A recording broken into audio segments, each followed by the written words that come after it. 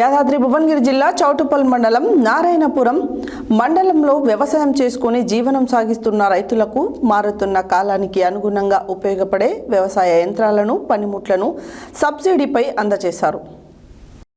యాదాద్రి భువనగిరి జిల్లా చౌటుప్పల్ మండలం నారాయణపురం మండలంలో వ్యవసాయం చేసుకుని జీవనం సాగిస్తున్న రైతులకు మారుతున్న కాలానికి అనుగుణంగా ఉపయోగపడే వ్యవసాయ యంత్రాలను, పనిముట్లను సబ్సిడీపై అందజేశారు. మారుతున్న కాలంలో కూలీలు దొరకక అనేక ఇబ్బందులు పడుతున్న రైతన్న ఆదుకునేందుకు కేంద్ర ప్రభుత్వం రైతులకు సబ్సిడీపై యంత్రాలు అందజేస్తుందని, వీటిని రైతులు సద్వినియోగం చేసుకోవాలని, రానున్న రోజుల్లో రాష్ట్ర ప్రభుత్వం కూడా రైతులకు సబ్సిడీపై మరిన్ని యంత్రాలను అందించే ఆలోచనలో ఉందని అగ్రికల్చర్ యాదాద్రి భువనగిరి జిల్లా ఏడీ వెంకటేశ్వర్లు తెలిపారు.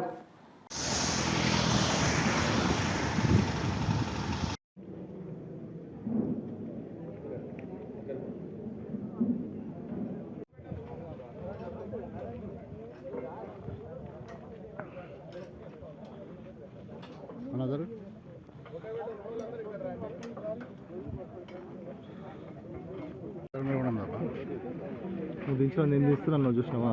అది నేను చూపిస్తాను.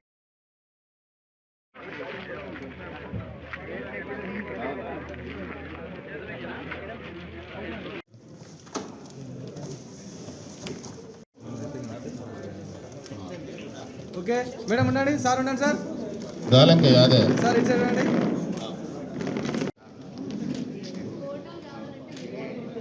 ఓకే సార్ ఇచ్చారు చూడాలి సార్.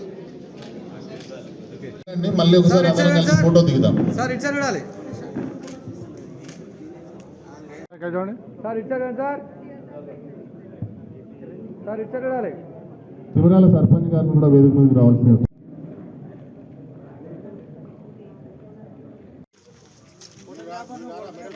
సార్ సార్ వీడియో తీసుకుంటాం. బాబు పట్టుకో. ఓకే ఓకే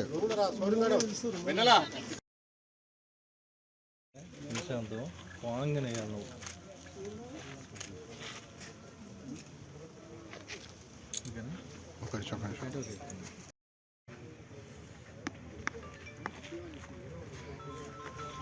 పంపిస్తాను.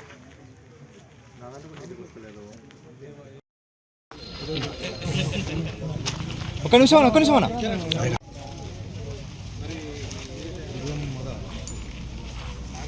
మన మునుగోడు అసెంబ్లీ నియోజకవర్గం పరిధిలో ఉన్నటువంటి చౌటుప్పల్ నారాయణపురం మండలాలకు సంబంధించి SMAM కేంద్ర ప్రభుత్వం ద్వారా వచ్చినటువంటి సబ్మిషన్ ఆన్ అగ్రికల్చర్ మెకానిజేషన్ ద్వారా 40 నుంచి 50% సబ్సిడీ వరకు వ్యవసాయ యంత్ర పరికరాలను అందించడం జరుగుతుంది.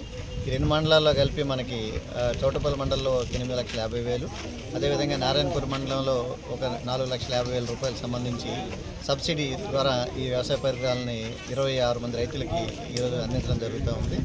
ఇవన్నీ కూడా మనము మండల కమిటీల ద్వారా మనం ఎంపిక చేసి ఈ రైతుల్ని సరైన రైతులను ఎంపిక చేసి వారికి ఈరోజు మన గౌరవ మార్కెట్ కమిటీ చైర్మన్ గారి ద్వారా, అదే వైస్ చైర్మన్ గారి ద్వారా మన వ్యవసాయ అధికారులందరం కలిసి ఈరోజు సబ్సిడీ పరికరాలు అందించడం జరుగుతుంది.